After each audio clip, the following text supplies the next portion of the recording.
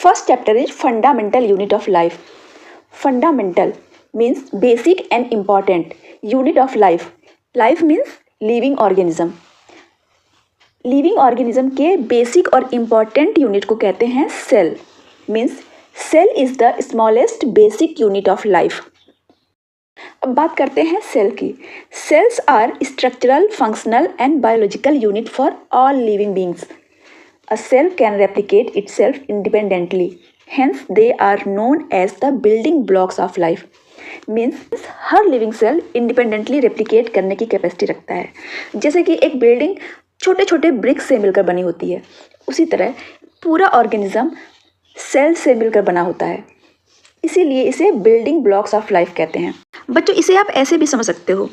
ढेर सारे सेल्स मिलकर टिश्यूज़ बनाते हैं, टिश्यूज़ मिलकर बनाते हैं ऑर्गन्स, और ऑर्गन्स मिलकर बनाते हैं ऑर्गन सिस्टम, और ऑर्गन सिस्टम मिलकर बनाता है एक पूरा ऑर्गेनिज्म. बच्चों, अब तक मैंने जितना भी पढ़ाया है उससे डायरेक्ट क्वेश्चन बनते हैं. Like what is structural unit of life, what is fundamental unit of life, what is biological unit of life, what is building blocks of life, या फिर स्मॉलेस्ट यूनिट ऑफ लाइफ. इन सारे questions का answer होगा cell. Discovery of cell. In 1665, British scientist Robert Hooke discovered cell by observing a thin slice of cork under microscope, which he designed himself. बच्चों, 1665 में एक British scientist Robert Hooke ने cork की पतली सी slice को microscope में observe किया, जिसमें इन्होंने हनी कॉम्ब लाइक स्ट्रक्चर देखा. जैसे हनी कॉम्ब में छोटे छोटे बॉक्सेस होते हैं. इन्होंने उस एक बॉक्स को टर्म दिया सेल. रॉबर्ट हुक की ये डिस्कवरी बहुत बड़ी वैज्ञानिक सफलता थी, जिससे बहुत सी और भी डिस्कवरीज पॉसिबल हुई, जैसे लाइफ को लेकर अंडरस्टैंडिंग, माइक्रो ऑर्गेनिजम्स की स्टडी और मेडिकल टेक्नोलॉजी में एडवांसमेंट एक्सेट्रा. तो बच्चों, रॉबर्ट हुक ने जो सेल ऑब्जर्व किया था वो नॉन लिविंग था, यानी कि डेड था. इसके बाद एंटोनी वॉन ल्यूवेनहॉक आए. इन्होंने 1674 में पॉन्ड वाटर को माइक्रोस्कोप में ऑब्जर्व किया और सिंगल सेल्ड ऑर्गेनिज्म की डिस्कवरी की. Means he discovered first free living cell. इसके बाद रॉबर्ट ब्राउन नाम के एक और साइंटिस्ट आए.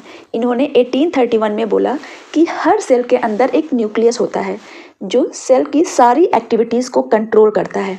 Means Robert brown discovered nucleus in 1831. इनके बाद 1839 में परकिंजे नाम के एक साइंटिस्ट आए, जिन्होंने सबसे पहले प्रोटोप्लाज्म टर्म दिया. इन्होंने सेल के लिविंग पार्ट को प्रोटोप्लाज्म कहा.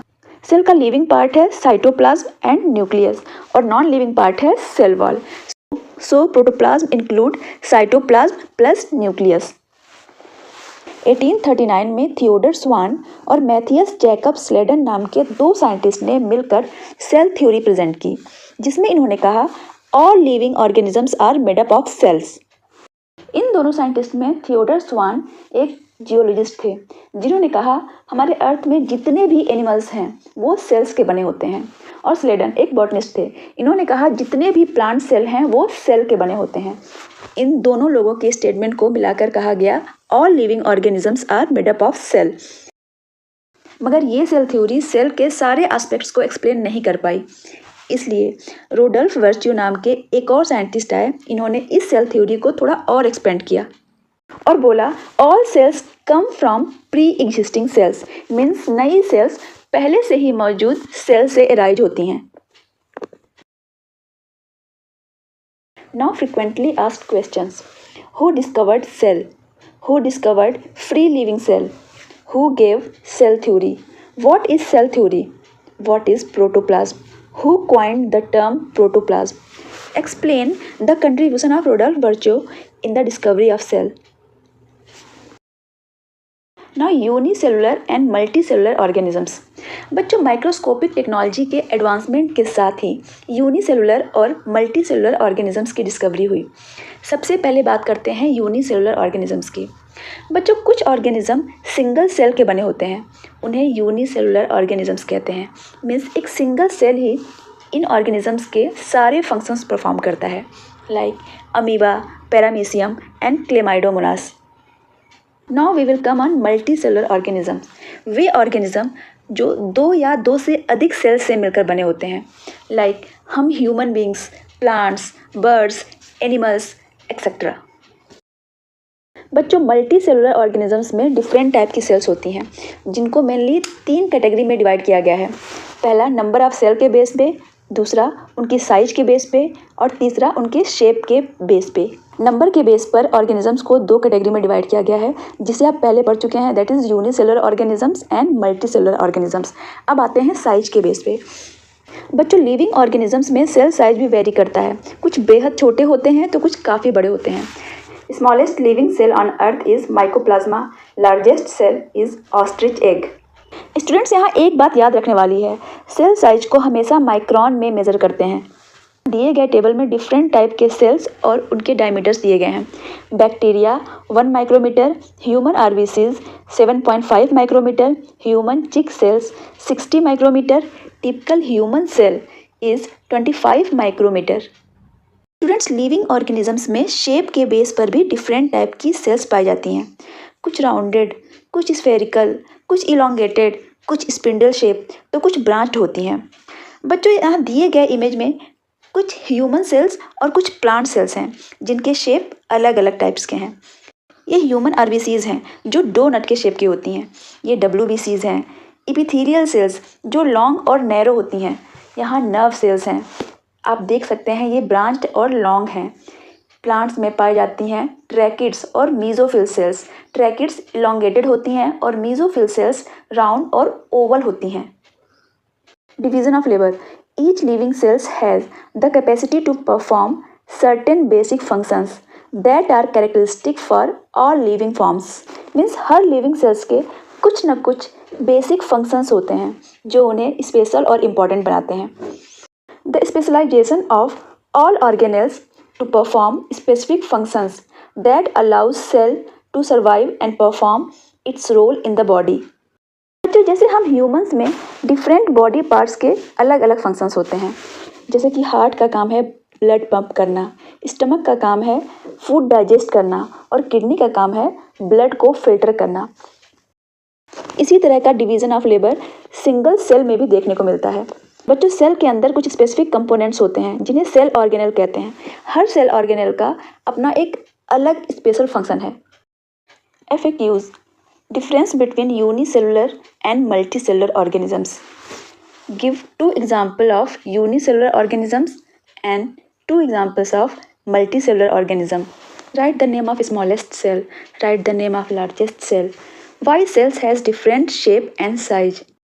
Explain division of labor in living cells. Specialized function of cell organelles which comes together to ensure the cell is capable of surviving as well as performing its role in the body. Why division of labor is necessary. It allows each organelle to perform specific function which helps the cell to survive and perform its role in the body. Now cell structure. बच्चों, हर cell में ये 3 components जरूर पाए जाते हैं, cell membrane, nucleus and cytoplasm. सबसे पहले यहाँ एक सेल ड्रॉ करेंगे। सेल के चारों तरफ होता है सेल मेम्ब्रेन जो सेलेक्टिवली परमिएबल होता है। सेल मेम्ब्रेन के अंदर वाले पार्ट को बोलते हैं साइटोप्लाज्म और सेंटर में होता है न्यूक्लियस जिसमें जेनेटिक मटेरियल स्टोर रहता है। न्यूक्लियस के सेंटर को बोलते हैं न्यूक्लियोलस। न्यूक्लियस के चारों तरफ एक न्यूक्लियर मेम्ब्रेन होती है। अब बात करते हैं साइटोप्लाज्म की। बच्चों, सारे सेल ऑर्गेनेल्स साइटोप्लाज्म में ही एम्बेडेड होते हैं। न्यूक्लियस के चारों तरफ फिंगर लाइक प्रोजेक्शंस पाए जाते हैं जिन्हें कहते हैं एंडोप्लाज्मिक रेटिकुलम। साइटोप्लाज्म में Golgi complex, mitochondria, peroxisomes, ribosomes और वैक्यूल्स भी एम्बेडेड होते हैं। इन सारे सेल ऑर्गेनेल्स के अपने अलग स्पेसिफिक फंक्शंस होते हैं। वन मोस्ट इम्पॉर्टेंट थिंग, बच्चों ये तो हो गई एनिमल सेल की बात, लेकिन अगर प्लांट सेल की बात की जाए तो सेल मेम्ब्रेन के ऊपर एक और लेयर होती है, उसे कहते हैं सेल वॉल। साइटोप्लाज्म में क्लोरोप्लास्ट नाम का एक ऑर्गेनेल पाया जाता है जो फोटोसिंथेसिस प्रोसेस में इन्वॉल्व होता है और सेंटर में एक लार्ज साइज का वैक्यूल होता है।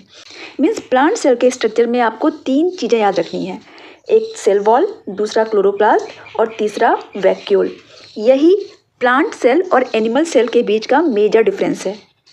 स्टूडेंट्स, अगली वीडियो में हम इन सारे सेल ऑर्गेनेल्स की अलग अलग डिटेल स्टडी करेंगे। Now FAQs. What are the 3 main components of cell? Answer: cell membrane, nucleus and cytoplasm.